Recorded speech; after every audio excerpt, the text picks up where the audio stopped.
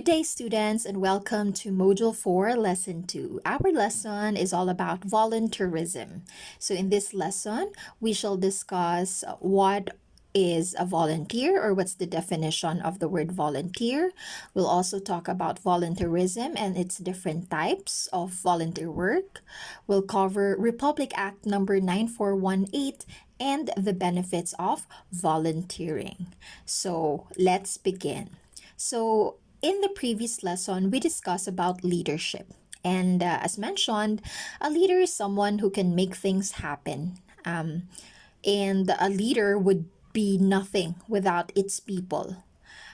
Because the members, the subordinates, they're really the workforce that help the leader achieve the goal.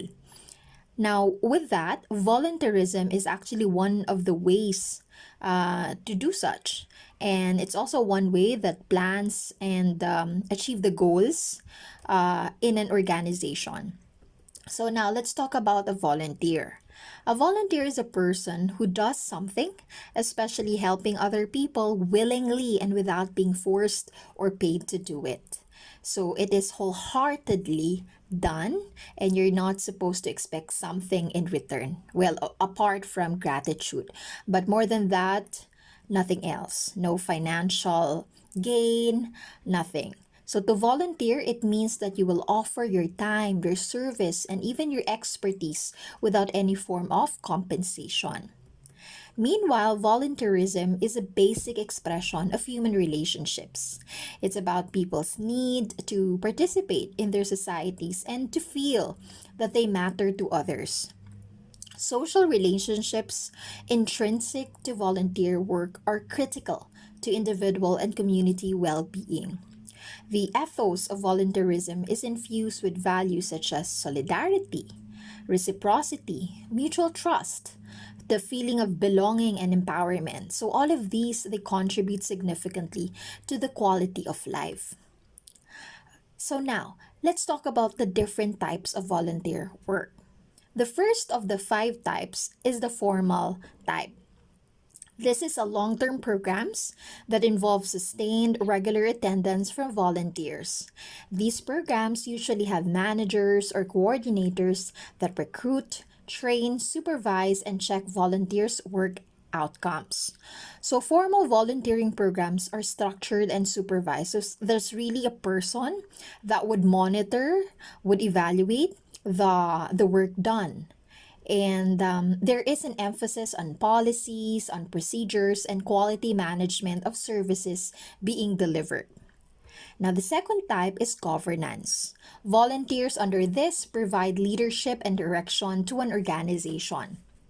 They help in the planning and in the decision making involved in an organization's operation. So those who fit this usually have career experience or they are engaged in an advocacy related to the organization's main focus. So what are the examples for this one? We have members of a board of directors of a non-profit organization, or we have members of parish administration board, or even those in the officers of the PTA or Parents Teachers Association. So they are there to offer their expertise because they know that they can help, that they have the knowledge and skills.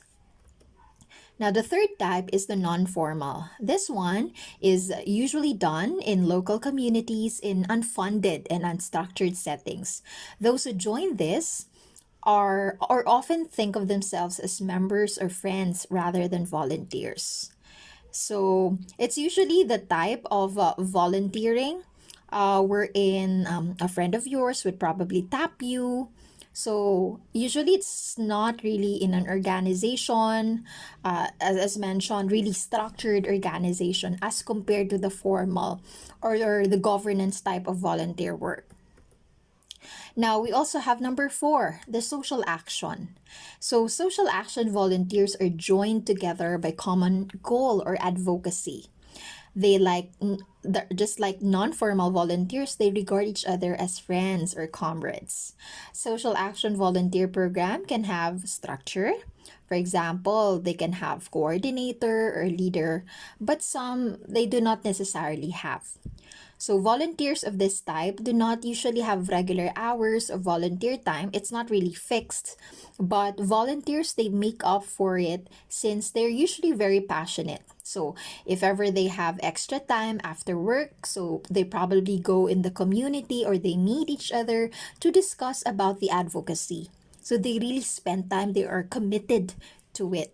And at the same time, they are motivated about the cause and the work.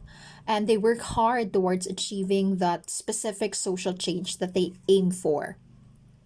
So, what are the examples for this? We have lobbyists for political groups. So, we have campaigners for environmentalism or advocates for research or studies on certain illness or diseases. So, in social media, in fact, we can see a lot of groups like this. And then the last one is project-based. Volunteers in this type provide their services for projects that have defined timeframes. This requires volunteers to have specific skills, to contribute and follow clearly defined goals to be delivered at defined schedules. So they can exist within a formal program actually, or they can be a standalone project. It can have leaders, it can have coordinators and other positions, but they are not actually expected to manage the volunteers.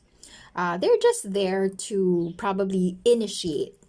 So examples of this are folklorama volunteers, or members of a committee planning the anniversary of your town, or those who lead the organizing of the fiesta in your particular town. So these are project-based volunteers. It would depend on that particular project or that particular activity. Okay, so in case you have experienced volunteering before, probably you can identify which type of volunteer work you belong. All right, so now let's go on and discuss about Republic Act 9418. So this law is known as the Volunteer Act of 2007, which institutionalizes a strategy for rural development, strengthening volunteerism, and for other purposes. So this is the policy. It shall be the policy of the state to promote the participation of various sectors of the Filipino society and, as necessary, international and foreign volunteer organizations in public and civic affairs, and adopt and strengthen the practice of volunteerism as a strategy to attain national development and international understanding. The inculcation of volunteerism as a way of life shall rekindle in every Filipino, in every one of us, the time-honored tradition of bayanihan to foster social justice, solidarity, and sustainable development. And above anyone else, or more than anyone else, it should be us who are active in volunteerism, because we Filipinos, we're known with this kind of culture that we have, bayanihan. We love extending our help to each other, even if we are in a less favorable side, even if we are victims, in fact, of typhoons, still we do not forget to help each other, okay, to volunteer. So hence, we have this Republic Act number 9418. Okay, so finally, as the last part of our discussion, we will have the benefits of volunteering. So I will show you a video for you to know what are the things that we can actually gain from volunteering. Since we do not have a profit from it, there's no financial gain, but more than that, what would be the value of it to us? So let's all watch this video. Volunteering. What are the benefits for the volunteer? You might find it strange to think that volunteering could have benefits for the volunteer, but consider that even the most selfless acts can have good effects for those doing them.